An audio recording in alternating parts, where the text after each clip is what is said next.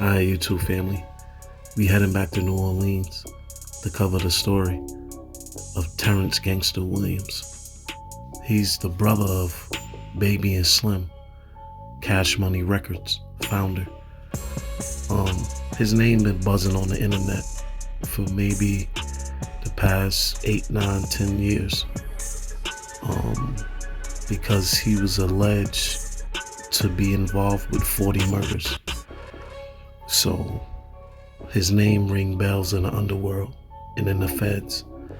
Everybody know this dude. He's a known killer. And his blood brother is Birdman and Slim. So he has a notorious name. And he used his name to cash out on the internet, telling his story. I remember back in the days, I saw his story in the paper. I mean, not the paper, in the Feds magazine or the Don Diva. He was on the cover. I was like, damn, this shit is crazy. And now when he came home, it was like, oh shit, this the dude that was in the Don Diva, the Feds magazine. He made it home. I watched a couple of his interviews and it made sense what he was saying. He closed a lot of homicides in New Orleans that he knew about or was involved with. But most of the people that was involved in the homicides are dead, or all of them are dead. That's his claim. That so basically he's saying, like, why wouldn't I give information to close cold cases and to get a time reduction? All these dudes is dead. He never told on nobody. Rumors was flowing around in the streets that he did, but the nigga's a gangster and nobody really gonna run up on him and do nothing to him or track him down like that, because all the people that he was involved with in the streets is dead or in jail. But Birdman and Slim wasn't fucking with him, and none of the Cash Money whole clique and all that. They never mention him or say things about him. So that left speculation if he did do the wrong thing. Because if he did, they not gonna talk bad about him. They just gonna keep it in the house and probably not fuck with him. On top of that, the nigga's a gangster. They know what he's capable of. 40 murders, that's insane. So he cashed out since he been home, and he made a career off of telling this story. But just recently, I ran into some information regarding this case. Hassan Campbell is a known advocate to go against drug dealers and street niggas and shit like that. Cause he got tricked when he was younger and went through all the shit that nobody's supposed to go through: jail, hustling, shot, all that shit like that. So he's like an advocate against the street life. And he has some harsh words to say about Terrance Gangsta. I also tapped in with Harlem Legend. Harlem Legend is an older guy that been through the street life, so he understands circumstances, paperwork, and stuff like that. I always tap in with him to get his opinion. And he pulled up some receipts on it as well. So we're gonna get into that. Terrance Gangsta Williams, yeah, brother, known brother to Birdman, Slim, you know, Cash Money. And one of the most debated narratives as far as him snitching to get home. Yeah, because the narrative is, and from what I understood, he told on a bunch of dead people. Now, some people say that's snitching. Some people say that ain't. But now it's coming out. Is it something a little bit more sinister? Yeah. Did he break the code all the way? Boy, I gotta keep it real. The number one question is, how did Terrance Gangsta Williams get home after being connected to over 40 bodies? Terrance Gangsta Williams, yeah, New Orleans finest. Yeah. Hey, look, it was said he was putting that work in. Yeah, the man done, look, we know him to be the brother, you heard, of Birdman and Slim, the owners of Cash Money. You heard? This man did time with Big Meech. Yeah, he sat up in that federal penitentiary. Look, he was in the, he sat up in there. Yeah, he was in the feds. It's a lot going on, y'all. You heard? As known as one of the illest killers, you heard, of that time. Yeah. Look, the man had a life sentence on top of life sentence. Connected to over 40 joints. I ain't gonna hold you. It's a lot going on here, y'all. He even was on the front page of the Feds magazine.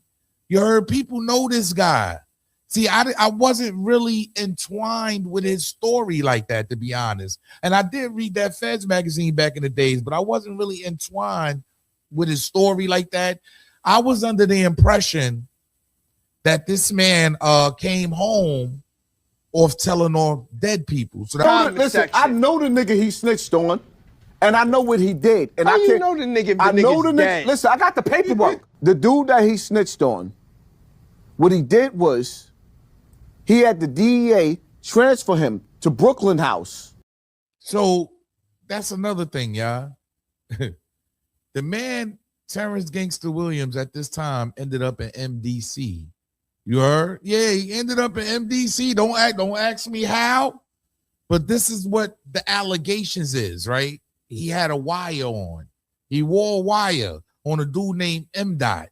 You heard? Yeah, he wore a wire on a dude named M. Dot. I gotta be real.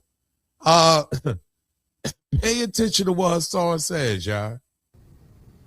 Because this nigga had all these murder cases, he's seen an up-and-coming young boy that had a couple of bodies. He's wearing a wire. He got a district attorney wire. In the cell? In the cell, yes. I ain't gonna lie. I honestly was shocked, y'all. I did not know that. I did not know that.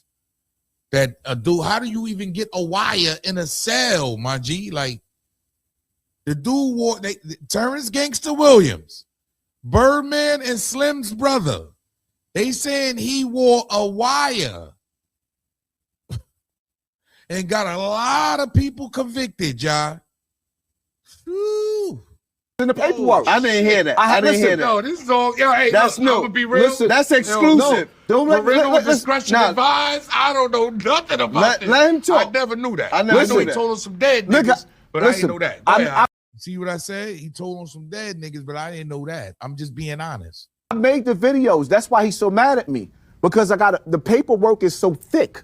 It takes two hands to hold the paperwork of telling the nigga dead. He did not just tell on dead people. He told on a good nigga that looked up to him. He got stabbed almost to death. Got stabbed like 30 times in jail for running his mouth and telling this nigga. So now, dude is all on the internet. He's a famous rat being interviewed and lying, talking about he just snitched on the dead. That nigga told on real people in jail. Wow. I ain't gonna hold you, y'all. I did not know any of that. This is all news to me, right?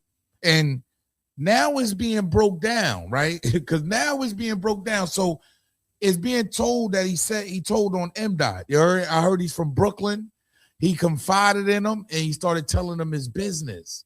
You heard? Because as we can see, he put it in an appeal. You heard? His name is Taylor Pickney. The United States versus Taylor Pickney. And he actually put it in an appeal. And as you can see, this man was caught on wire, y'all. See, the problem I have with this is, and I got to keep it all way tall with y'all, the only problem I have, the federal government will hide you.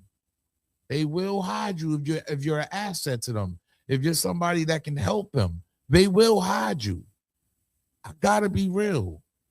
It don't say Terrance Gangsta Williams in this paperwork. It don't say Terrance Williams. It don't say Williams. It don't say nothing. It just read this, y'all, because this is his appeal. This is what I could pull up. But they saying there's paperwork floating around.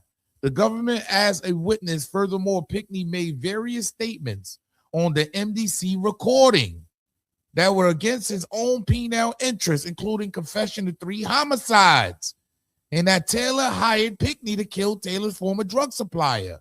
These self-incriminating statements contain particularized guarantees of trustworthiness because Pickney implicated himself as much, if not more, than Taylor in the murder. Pickney had no self-interest motive in confessions to the murder other than perhaps to brag about his criminal past to increase his clout in prison. That's crazy. Pickney was not coerced in confessing confessing to the murder. So they saying he wasn't even coerced. He was just in there running his mouth. You heard Pickney was not attempting to curry favor with government when he confessed to his cellmate, who turned out to be a confidential informant. Do y'all see what's going on here? Pickney was not attempting to curry favor with the government when he confessed to his cellmate, who turned out to be a confidential informant. So this is his appeal. This is why they shot down his appeals. Dude is trying to get back, but it doesn't say anything. You heard? See, look, so this is how he tried to beat it, right? A defendant right to confront the witness against him in a criminal prosecution does not apply to non-testimonial statements. Pickney's statements in the MDC recording are not testimonial because he was not aware that he was speaking to a confidential informant or that his statement could be used at trial. Niggas got to understand, the first thing they tell you when you enter the penitentiary, don't tell niggas your case. Never admit to a nigga that you told. That never admit to a nigga that you actually did a crime. Excuse me. Facts. Don't admit to a nigga that you did a crime because they're gonna use that. Yo, you know how many niggas looking to get out of jail? I gotta be real. It's a lot of people looking to get out. Was Terrance Gangsta Williams one of them? Yo, I gotta be real because he answers Hassan Campbell, but he curves it. But he tells Vlad, no, ain't nothing changed. Like, see, the reason why he can't deny this because his actual name is not in this guy's paperwork. So for the record, you did not get information from other inmates to set them up to die in prison and then use them to get out. No. Shit.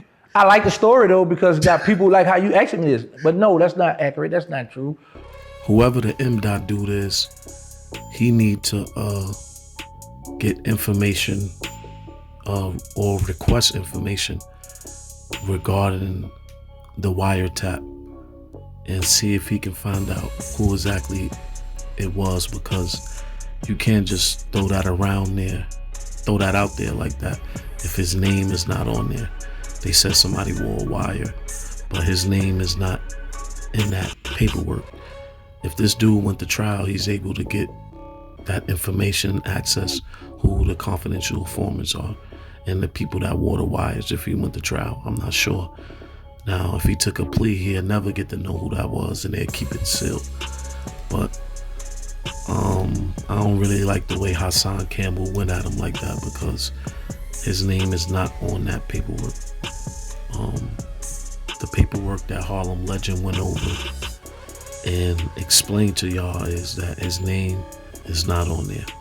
Even though they can hide your name and hide your information, if he don't got that in black and white, you can't put that on that man's name like that.